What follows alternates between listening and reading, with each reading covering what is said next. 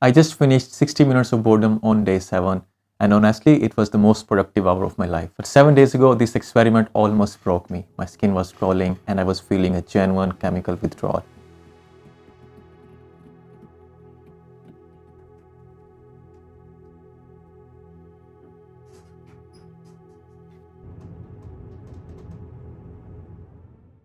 I forced my brain to do nothing for 7 days to see if I can repair my shattered attention.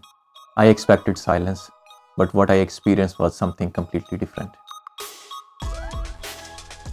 The rules of this experiment are simple. For 1 hour each day for the next 7 days, I'll sit at one place without any distractions. I will not be using my phone, I will not be watching a video, I will not be listening to a podcast or reading anything. The reason I'm doing this is because I have noticed that my mind craves distraction every 15 seconds. I have trained my mind to always look for something to do. And I asked myself this question, that why do I need to put a podcast on while I'm doing the dishes? Why do I need to listen to music while I'm driving? Why do I need to put something in my ear whenever I'm walking? The 30 seconds of being in the lift, why I crave to check my notifications? And whenever I'm bored or distracted, why just pull my phone out and look at Instagram Reels, Facebook or TikToks? Why is it that happening? And I wanted to try if I could spend just 60 minutes, it's not a lot of time, just 60 minutes sitting at some place doing absolutely nothing. And I wanted to see if I could face my own thought. And I thought it will be complete silence, but it was way more than silence. It was the whole journey. First 3 days was different, next 2 days were different, and the last 3 days were completely different.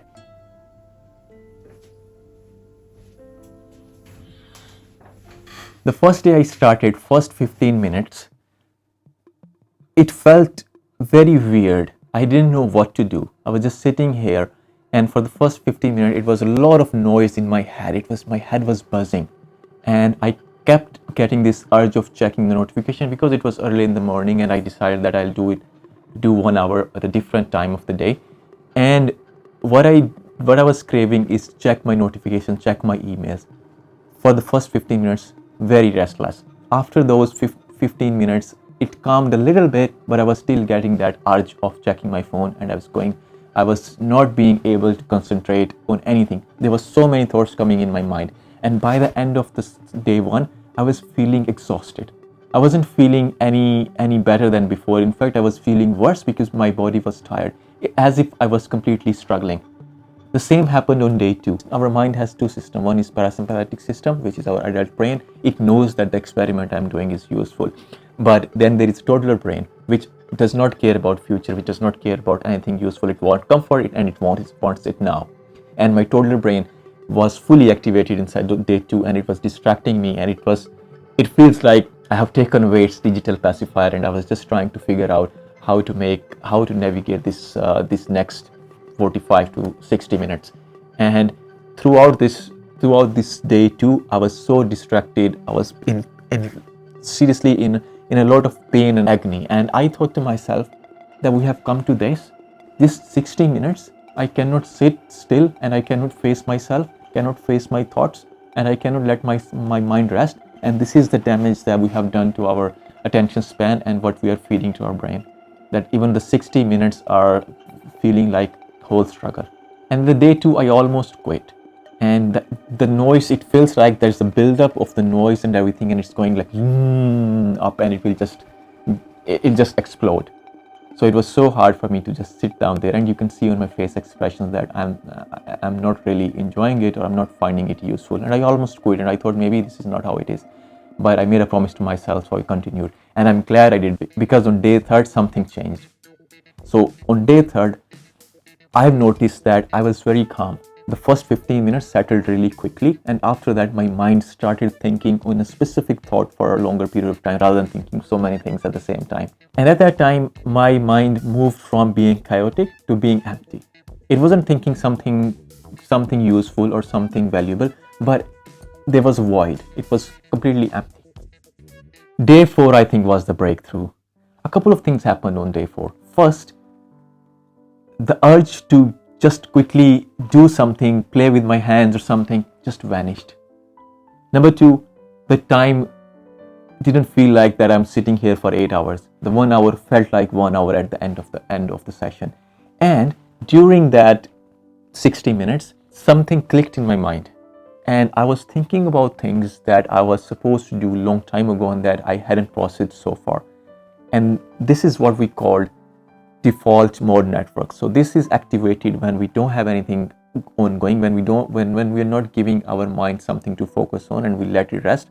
And default mode network, often known as DMN, when it's on its default state, what it does is it sort of cleans up the memories that you have built up. It allows it to process, it allows you to make new connection, and it allows you to discard the memories that you don't need, process them, sort them, organize them. It's like a cleanup crew. And that's the part that makes you creative. And I learned that creativity isn't something you do. It's something that happens when you stop doing everything else. The DMN is the brain's filing system. By sitting there for 1 hour, I finally gave my brain permission to stop collecting data and start connecting it. And I could actually feel it. And this is the first time in my last 3-4 days when I felt that this experiment is any useful. And by the end of the session, I was not feeling tired. I was not exhausted. I felt very calm and very relaxed after the session. And I think in the previous 3 days, my mind realized that I'm not going to give in the desire of checking my phone. So it has to take a step back. My toddler brain has to take a step back and just let me think of whatever I wanted to think or whatever my mind needed to process. You need to be bored. You will have less meaning and you will be more depressed if you never are bored. I mean, it couldn't be clearer. Let me give you the good side of boredom in general. Boredom is a tendency for us to not be occupied otherwise cognitively, which switches over our thinking system to use a part of our brain that's called the default mode network. That sounds fancy. It's really not. The default mode network is a bunch of structures in your brain that switch on when you don't have anything else to think about. So you forgot your phone and you're sitting at a light, for example. That's when your default mode network goes on. We don't like it. My colleague in the psychology department here at Harvard, Dan Gilbert, he did experiments where people had to sit in a room for 15 minutes with instructions to do absolutely nothing. And there was nothing in the room to do except there was a button in front of them that they could push. And if they did, they gave themselves a painful electric shock. Sit there bored or get a shock. A big majority of the participants gave themselves shocks instead of thinking about nothing. We don't like boredom. Boredom's terrible. Why is boredom so bad? Well, because the default mode network makes us think about things that might be kind of uncomfortable. When you think about nothing, well, your mind wanders and thinks about, for example, big questions of meaning in your life. What does my life mean? You go to kind of uncomfortable existential questions when you're bored.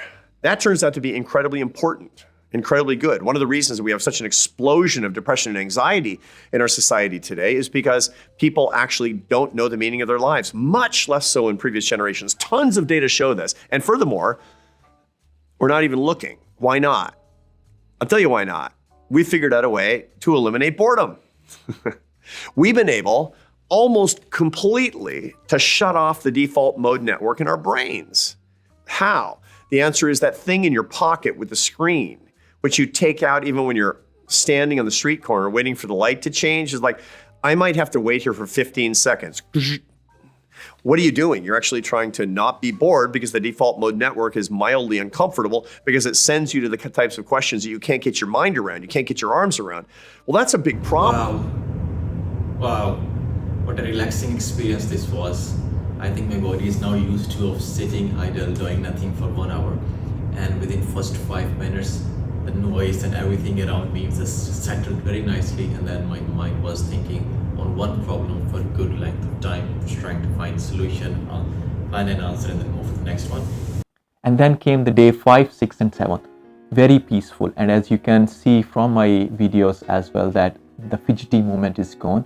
I'm just sitting there, and 1 hour is and the funny thing is I actually started looking forward to this 1 hour because for some reason it felt like that I can think of all the things that I wanted to think about in that 1 hour. And those were not the things which are coming to my mind randomly all from the days on. These are the things that I want to plan. The creative things that I want to work on, my own project, my YouTube project, my human base experiment project. All these ideas just start dropping in, and sometimes those ideas were better than the ideas that I've been thinking for the last 2 years. And the reason that happened is there was absolutely no distraction. I was just sitting calmly, just thinking of one thought for lengths. And I think that was where I sort of started seeing the benefits of spending time with myself. And during the last day, I realized that We spend hours treating boredom like a disease, something to be cured with a screen or any distraction. But boredom isn't the enemy, it's the gateway. It's the tax you have to pay to get to those creative parts of your mind. And there is so much scientific research backing it.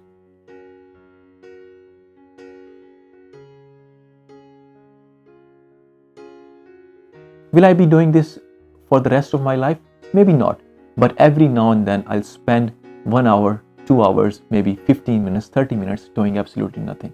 And if I could do it every day, 15 minutes every day without any distractions, just thinking about the day, that would be the best.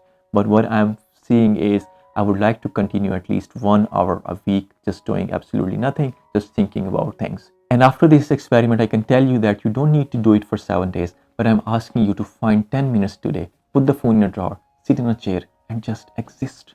Because the most productive hour of my life was the hour which I spent doing absolutely nothing. Thank you and see you in the next experiment.